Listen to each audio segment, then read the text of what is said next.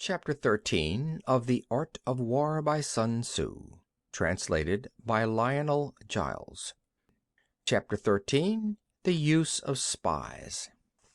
Sun Tzu said, raising a host of 100,000 men and marching them great distances entails heavy loss on the people and a drain on the resources of the state. The daily expenditure will amount to 1,000 ounces of silver. There will be commotion at home and abroad, and men will drop down exhausted on the highways. As many as 700,000 families will be impeded in their labor. Hostile armies may face each other for years, striving for victory which is decided in a single day. This being so, to remain in ignorance of the enemy's condition simply because one begrudges the outlay of 100 ounces of silver in honors and emoluments is the height of inhumanity. One who acts thus is no leader of men, no present help to his sovereign, no master of victory. Thus, what enables the wise sovereign and the good general to strike and conquer and achieve things beyond the reach of ordinary men is foreknowledge. Now, this foreknowledge cannot be elicited from spirits. It cannot be obtained inductively from experience, nor by any deductive calculation. Knowledge of the enemy's dispositions can only be obtained from other men. Hence the use of spies, of whom there are 5 classes. 1. Local spies. 2. Inward spies. 3. Converted spies. 4. Doomed spies. 5. Surviving spies. When these 5 kinds of spy are all at work, none can discover the secret system. This is called divine manipulation of the threads. It is the sovereign's most precious faculty. Having local spies means employing the services of the inhabitants of a district. Having inward spies, making use of officials of the enemy. Having converted spies, getting hold of the enemy's spies and using them for our purposes. Having doomed spies, doing certain things openly for purposes of deception, and allowing our spies to know of them and report them to the enemy. Surviving spies, finally, are those who bring back news from the enemy's camp.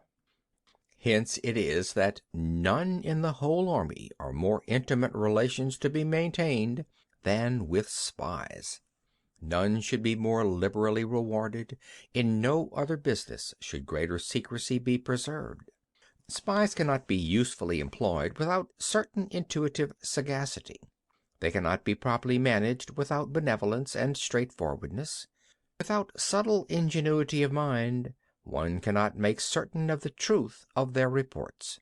Be subtle, and use your spies for every kind of business. If a secret piece of news is divulged by a spy before the time is ripe, he must be put to death together with the man to whom the secret was told.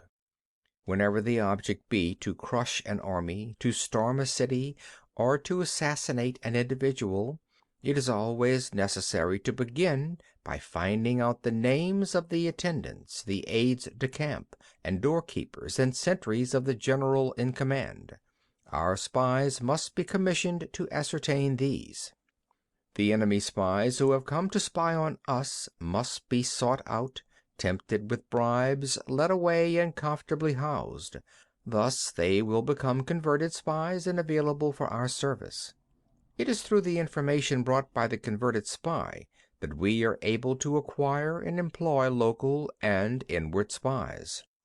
It is owing to his information, again, that we can cause the doomed spy to carry false tidings to the enemy.